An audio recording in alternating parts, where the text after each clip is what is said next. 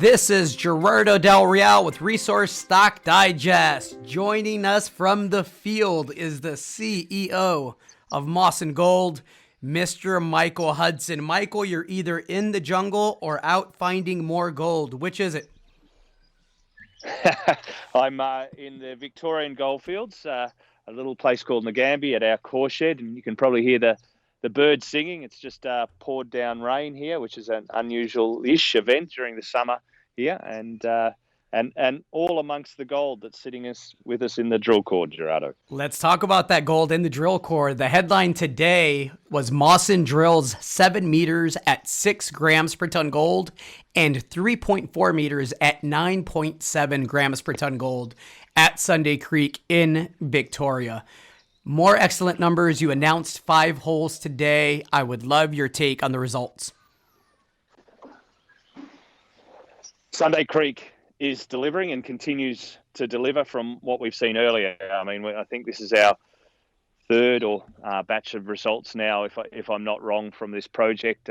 We've drilled, we'll put results out for 10 holes. We've drilled 12, drilled about 2,000 meters, and at each point we're seeing the system develop. I really do like it, Gerardo. It doesn't always work in a straight line in exploration, but so far so good. Absolutely with Sunday Creek. It's an 800 meter long mineralized horizon that was mined by the old timers in the 1800s.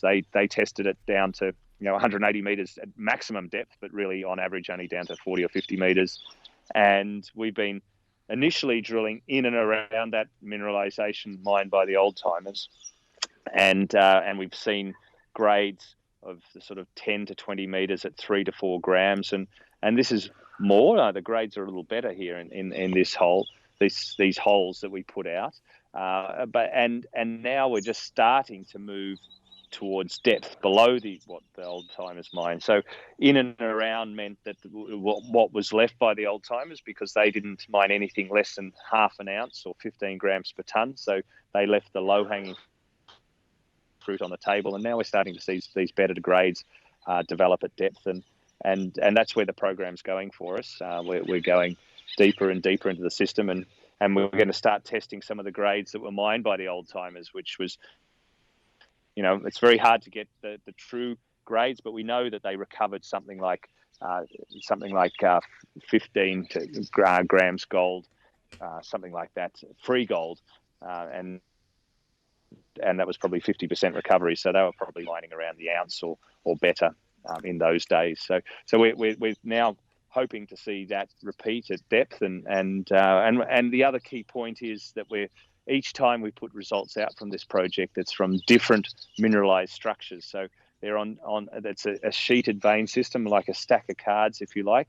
And each vein has its own characteristics. And so we put out results here from an area called Gladys, which is a few hundred meters away from, well, not even that far, maybe 100, 150 meters away from Apollo, which was the previous one. And then in between that, there's the central zone. So these are different structures, and they're all developing.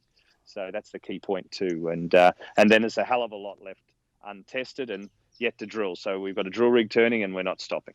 Excellent. You mentioned the strike potential that remains untested over 500 meters between and below the historic mines. And you mentioned wanting to make sure that you fully understand and explore that before stepping out into the 11-kilometer historic mine trend. Can you explain the approach with the drill moving forward here in the near term?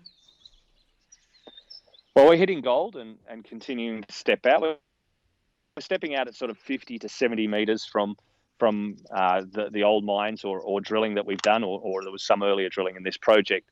And as we do that, we're gaining a complete understanding of the controls. And I think we can say confidently now that we're really starting to understand the controls on mineralization here, which have developed over the last few months. And that makes us it de-risks the project. We can start targeting gold with more confidence, and I think you've seen that in the results to date, and I hope you'll see that going forward also.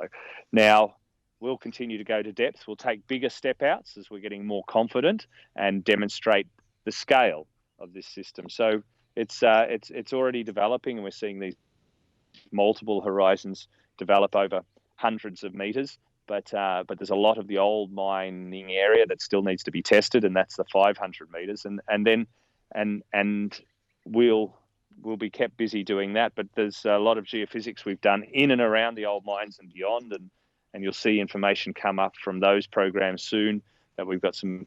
That they'll generate targets along strike, and then, as you mentioned, 11 kilometres is really the strike length of this system as it stands within our mineral tenure, and the old timers mined along that strike and with the similar style of mineralisation.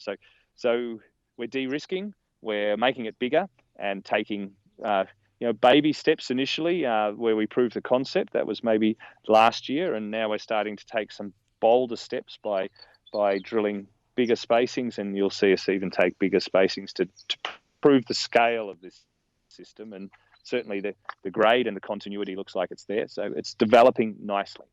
One heck of a start. You reference antimony results in this release. You also are waiting for more antimony results. How important is the antimony to understanding what's going on as far as the mineralization goes?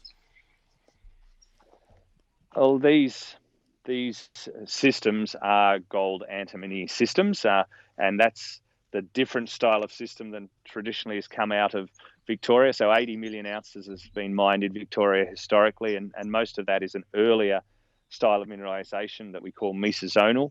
These gold antimony systems are epizonal, and the two great examples of those is one at Fosterville, that is, of course, the second highest grade gold mine on Earth at the moment, and we know that the extremely high grades can form within these epizonal systems, and then also the Costerfield mine, which is run by Mandalay Resources, which gains about 40% of its revenue from the antimony, and the rest from gold. So antimony is a strategic metal. It's in short supply. It's used for many things, including fire retardant. In most things that are fire retardant are treated with antimony products, as is it's used in the modern world in batteries and the like at small levels. So it is very much a future-looking metal, and we're not quite sure how it all stacks up, but certainly these mines that I referenced before, historic mines, were at times just antimony mines, especially during the World War periods where antimony was the perfect war metal. It made, very sadly, I suppose, reflecting back, but it makes lead very hard, so it made for good bullets, and then and that fire retardancy was even understood in the World War I days, and so all the soldiers' uniforms and the like. So they were the only mines actually that kept going here in Victoria, were the antimony mines to support the war efforts, and people just threw away the gold essentially at that time. But the gold mines were sort of earlier period, 1850s, right through to that period. So it has a role to play here. It's very much intimately associated with the gold, and may form a potential byproduct here for us. Excellent. You're drilling all over the place and hitting all over the place. Elsewhere, where are the drills turning, and how are things coming along? 5 drill rigs turning around the world, 4 in Finland, which is really the main area that we're drilling at the moment, looking to expand our 716,000 ounce resource there significantly. And the first drill results from there should start to flow over the next couple of weeks. It's game on there, and that really is the main game in many respects. And then with the other one rig here turning at Sunday Creek in Australia, which I think will not stop, right? As we're continuing to find gold, and we're fully funded, fully permitted. It's 2 systems developing nicely. We've already done it in Finland, and that's a project that's going to get a lot bigger and de-risked, and we're looking to do it again, lock and reload here in Victoria, and take this Sunday Creek project on the same path as we're taking Finland.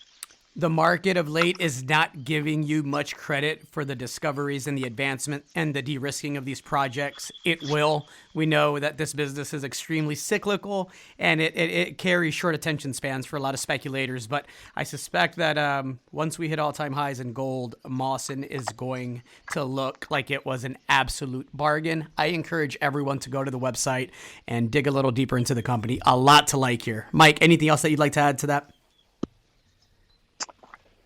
No, the only way to create value is to hit gold with the drill string, and we're doing that in ample amounts. Keep it up. Thanks, Mike. Appreciate it. Thanks, Gerard.